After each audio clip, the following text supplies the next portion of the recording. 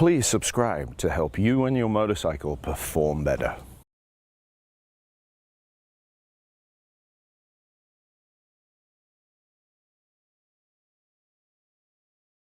As far as the KTM goes, with the 1390, it is tuned by Shiv. So you can see the open flash. It's got the exhaust on it, Leo Vinci, carbon wheels, and that's pretty much it, other than tail tidying and a couple of other bits, other than what's clearly obvious. Triple clamps with an offset, so not quite stock. And we'll compare this to a pretty much bone stock Streetfighter V4S back to back, and take a look at the features and see how they compare and contrast. Stock triple clamps on the Ducati Streetfighter, and then the triple clamps on the KTM are Go-Go's? Superduke. ED. Oh, Superduke ED. Well, we can't use that phrase. No. So Superduke with a D on the end. Yes. We can't use that. No, well, I can. No. After my prostate surgery, I could absolutely say that. So that's the reason why these are golden, and everybody's scratching their head going, what are those? So there you are. From a comedic point of view, that's really the only aftermarket difference on the steering side. Obviously with the WP forks we have what we have, compared to the Öhlins, which are adjustable via the dash, and manual preload both forks and shock. So as far as the handlebars go, from end of grip to end of grip, it is 79 centimeters. And then when we measure tank distance, we're measuring from the steering stem nut to the end of the tank, and that is 53 centimeters. For the handlebars, from grip to grip ends is 75 centimeters, and then from the steering stem back to the end of the tank is 53 centimeters. From the peg up to the seat is 47 centimeters, and then swing arm pivot to center of axle is 60 centimeters. Going from the seat to the foot peg, that distance is 50 centimeters, and then from the center of the swing arm pivot to the center of the axle is 62 centimeters. So that gives us our base geometry ergonomically for the bike, as well as the swing arm length. Now let's look at a little bit of individual features. We have wings obviously on the Ducati, and we have aero around the radiator shroud for the KTM. We have Brembo Master and Brembo Master. We have quick shifters inbuilt. For the exhaust system, we have Austin Racing on the Ducati, and we have Spark headers and a Leo Vinci slip-on. For wheels, carbon fiber on the KTM, and Ducati's own forged aluminum wheels for the Streetfighter, Öhlins shock, and WP Apex suspension on the KTM. So feature for feature, at least I guess is between both bikes of where we should be. And next is the state of engine tuning, and for that we need Shiv. Both bikes have been tuned to eliminate their restrictions and compromises that are induced by Euro 5 and Euro 5 Plus emission standards. This bike in particular is truly awful in stock form with the non-racing Ducati kit, which is not street legal. A lot of hesitations, a lot of hiccups, a lot of like quick shifter issues with the US market bikes in particular. So much so that I wouldn't even keep the bike if I had to live with that. But tuned, phenomenal. All that stuff gets sorted out and it's buttery smooth. It's wonderful. This bike, stock tune, is actually not bad. You know, it's lean up to that 6,000 RPM in full throttle, so it is kind of thumpy stock. The shift cam switchover kind of misfires a little bit because it's running lean, right around 6,000 RPM. Getting rid of all that makes the bike a peach. In both cases, the D-cell fuel cut's been eliminated, meaning when you close the throttle, when you chop the throttle, you don't get that big engine braking event. So it's less jerky. You also get nice little flames and pops at night sometimes. So if I had to say which one benefited the most from the tunes, I would say surprisingly this one, because it's so bad stock. This one helped as well, but KTM generally has an easier job tuning a big V twin than these guys do tuning high revving V4s. Yeah, I think they're comparable as far as both bikes being an optimal tune, so they can be compared on those merits.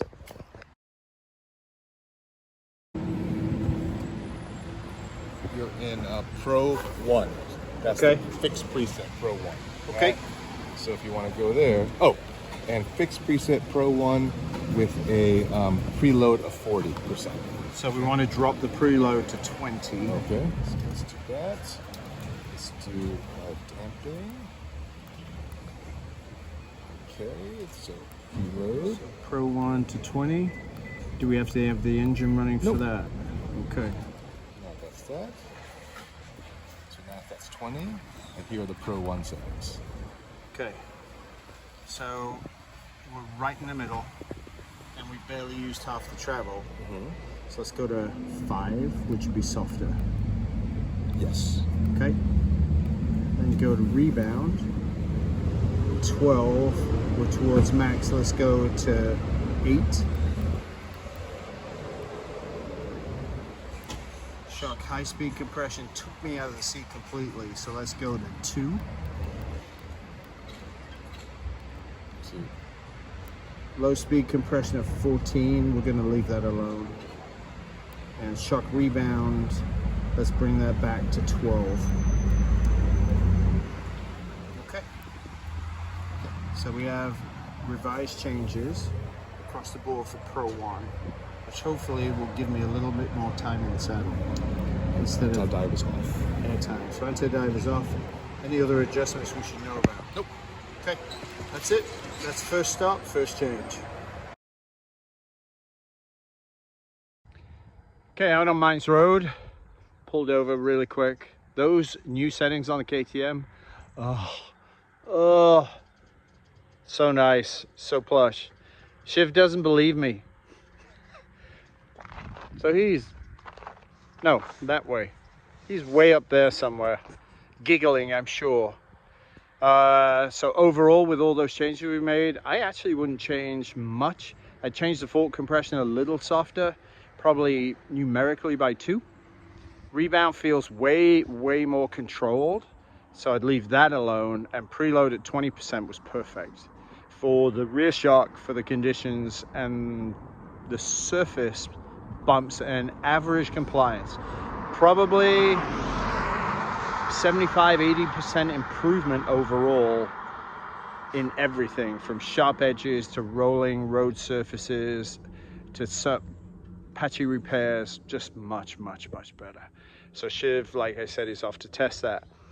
Gearbox, super smooth. Shiv's mapping, as always, completely flawless. Anything over 4,000 RPM, hold on. Front rake and trail, no, not impressed. Front's too light. I think the wheel's too tucked in to me, so reduced rake and reduced trail is not inspiring confidence going into the corner on the front. I have to load it with decel. I can't load it with braking. I have to do both, decelerate and brake, get it through enough travel. So probably a 4mm shift in fork position would really work out very well with that bike. And then outside of that, probably soften the rebound a little bit and give that a little more stroke in that direction to put the tire back on the ground quicker, because this is not a racetrack. So a standard balance in the motorcycle, you probably want it to go over the top and drop down a third of a stroke for this type of road conditions, front and rear. And the KTM certainly feels it's getting closer to that. Ducati Streetfighter V4S is next, the 2025. So when Shiv comes back, we'll do a debrief. And then from there, I'll jump on this, and then we'll see what we figure out with the stock settings that are provided in the ECU, and then evaluate the V4 and see what we like. Most probably just change modes, go between each mode, because that's faster and quicker, and you get a much better sample of what you're looking for. And we'll report back on the Ducati next. But Shiv should be back in about a minute, then we'll get a debrief from him. So far so good on 1390. Night and day better.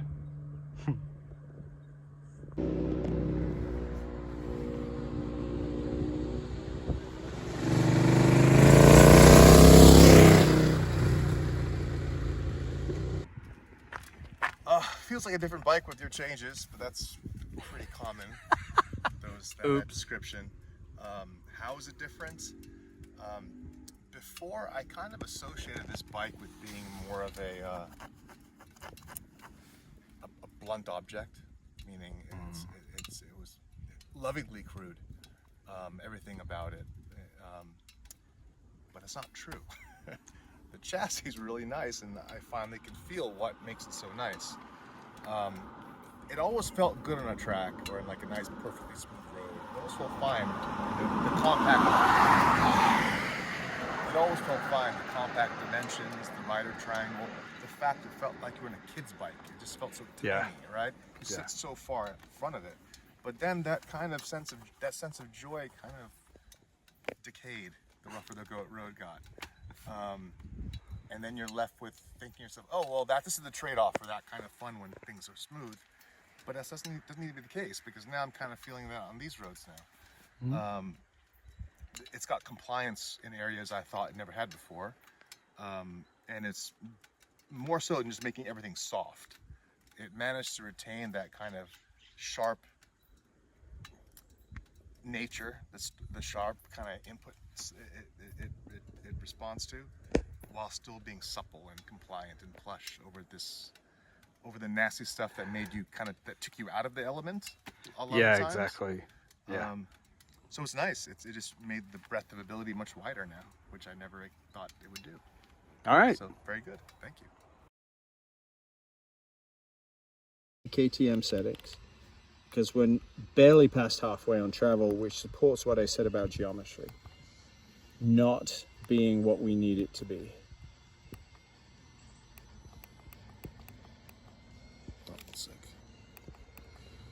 Whoops, step too far. Suspension. Pro 1. Okay, so compression was at 5. We're going to go to 2.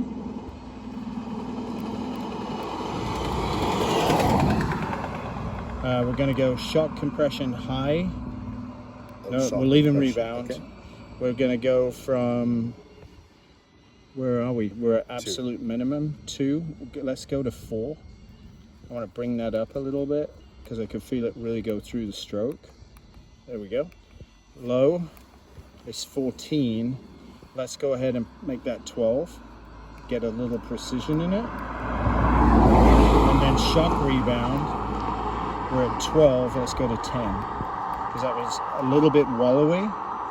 So we need to open it up a bit. All right. So now you'll test these settings as back to back because we've got the old ones. Mm-hmm. And you either like this or the old one was better. This bike out of the box just always impressed me. It didn't require a lot of fidgeting. Once you got rid of the tuning issues, as far as suspension goes, I just run it on active mode, active comfort mode. That's the softest, it's the most compliant of the 3 active modes. And unlike the previous generation Streetfighter, which had the first generation, or the earlier generation Olin's semi-active, I could never get those to work right.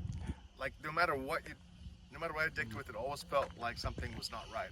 Always felt too firm and then oddly also too soft in some areas, and it never worked good. It was really disappointing, and that's what had me worried coming onto this new bike, whether it would be a big difference, and it is. Without any fidgeting or any individual custom changes, active comfort mode is spectacular. I mean, it doesn't, I'm sure it can be improved on, but like compared to most bikes where you get on it and you're just like, ugh, let me do this, let me do this, let me do that. This, none of that. Once you set the sag, it's it. I mean, as far as I can tell, I've been, compared to the Superduke, it has it takes all the edges off, all the rough spots. The bike feels more stable because the geometries, so you kind of, what you enjoy as opposed to like the sharp, fidgety kind of aggressive nature of that bike, you experience a more planted, sure-footed, the way it blends into corners and out of corners nicely. It feels like it's like you're a much smoother rider than you really are, because it blends all these braking and acceleration and tip-in and standing up in a way which I've really not felt before on a naked bike, like a smaller, like a sport bike, naked bike kind of thing. So yeah, it's amazing. So the key to that, just doing the back-to-backs, is you have a much longer swing arm, longer wheelbase. Gives you the stability. The valving is different generation wise. So your high speed that felt soft and wham is much more controlled. The low speed is softer compared to the old one, which was harder, which would make bumps profound. So the valving change, the spring rate change, and a longer swing arm, and the double-sided swing arm gets more flex, less weight. So overall, this package is a lot more refined. But what's the fun factor on the KTM? Yeah, the way the engine and the short wheel, it feels just like a short bike, right? So yeah. You give it a lot of torque and you sit up by the front wheel. It's just a very different riding experience. It's just it's not It's not necessarily better than everything, but it's not comparable to anything. Right. That's the difference. That's the difference. You want to go do wheelies? Yeah, not just wheelies, but just like blips of the throttle. It's amazing. It's so more refined with the V4 Streetfighter, more hooligan, spastic, fun, get in trouble with the KTM. Yeah. But both offer a very unique riding experience. Okay, well that gives us that. So it's my time to get on the Ducati. Let's. Before we do that, we're going to see what you've got in active comfort for settings.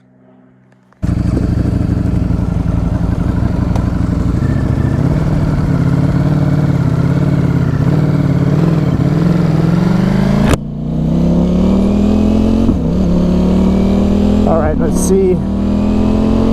So right out of the gate, this is as hard as the KTM was. And I mean, rock hard. So Shiv's idea of compliance is not necessarily mine. And you'll probably hear my voice go on and off as we get bumps, air time. So we're in 6th.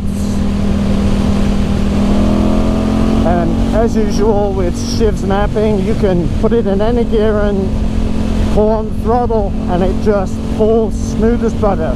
Absolutely smooth as butter. It's wonderful.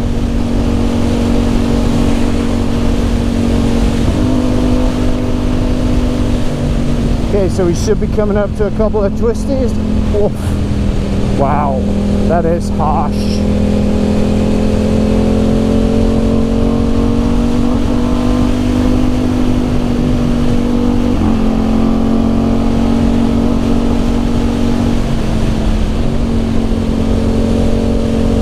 Steers into the corner, initiates really easily. Oh God, oh, dear me.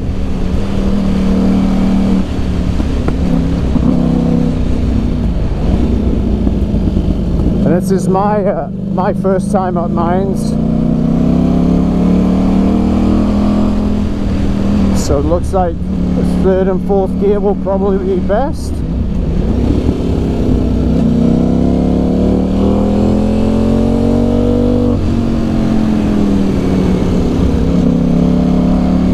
Shiv estimates somewhere between 20 and 60 miles an hour through the corners.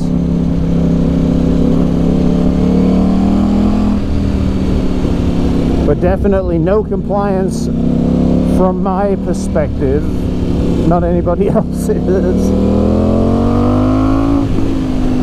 But that signature V4 note with the Ducati, so easy to listen to.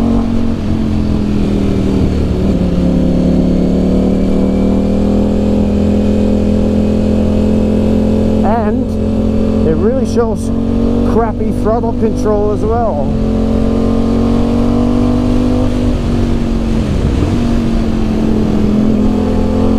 Anything airborne, it definitely doesn't put the tire back to the ground very quickly. So as far as damping goes, we probably need to go into negative territory.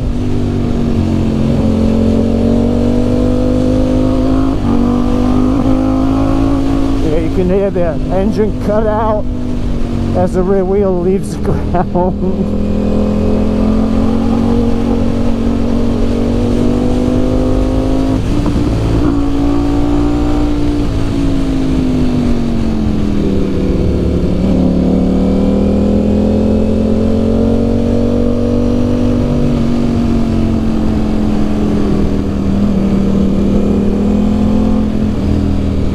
Still very little energy needed to input into the bars,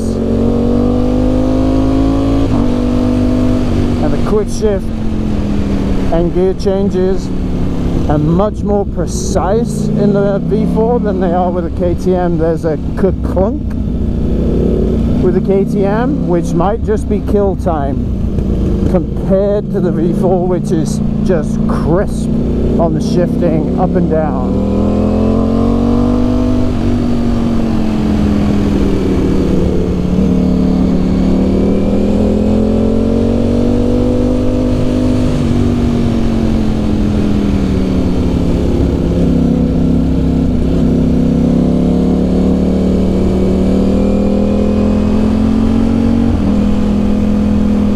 Almost like a seamless gearbox to MotoGP, it just snaps right in.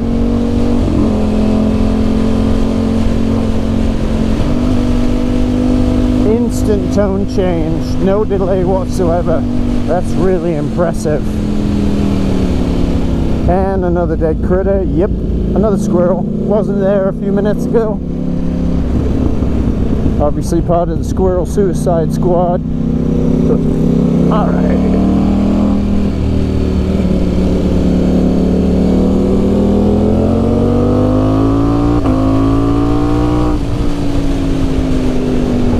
So smooth on acceleration, man.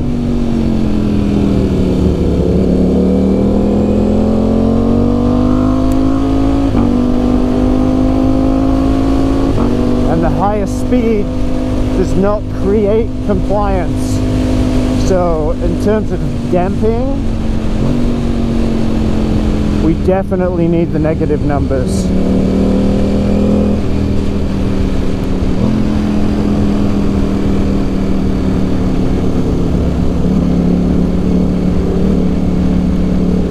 Alright, I know Shiv's going to turn around here in a little bit, so let's end the video and focus in on the changes and then ride back with the changes. Oof, nasty cracks. Woo.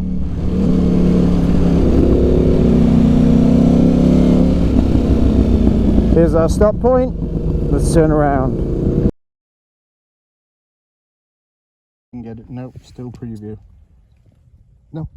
All right, so we're +2. We're going to take it to -2. Okay, then we're going shock.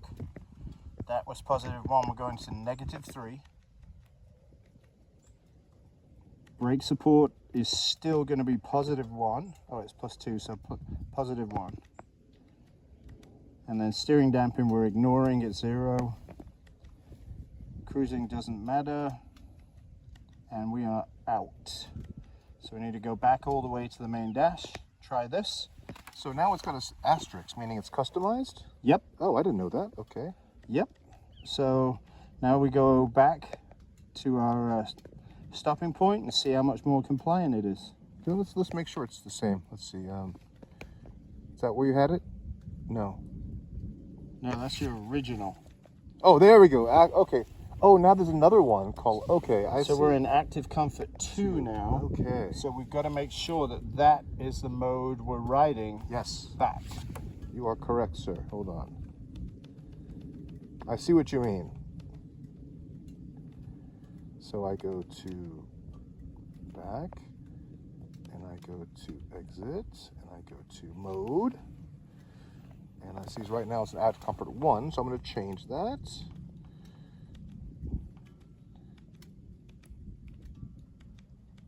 There. Okay, select. Now we should be where we need to be. Exit, exit, exit. It won't show, Right. but I can make it show. Hold on. I can go to Active Comfort 2.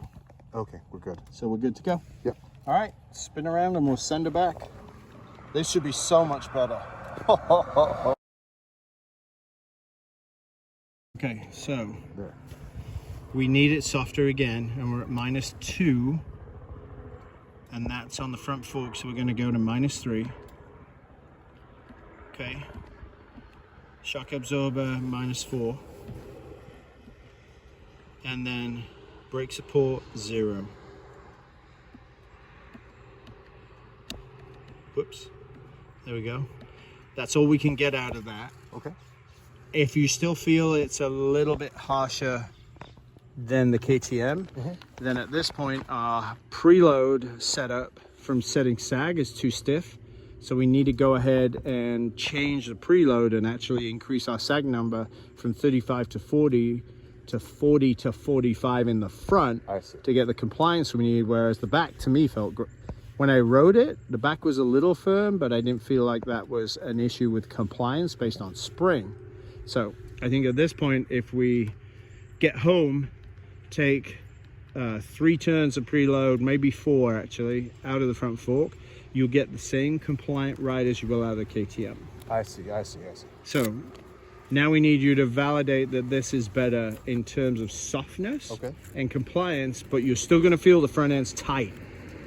If the front end is dominant over the rear, then that says that's way stiffer than it needs to be on a spring preload basis. So we'll find that one out. Okay, so at this point, you can ride this if it's good. Okay.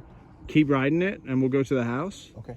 If you want another change, realize the only change we can make is disconnecting the wires from the cap here and turning the blue nut. So we can only do that at the house. Right. Okay.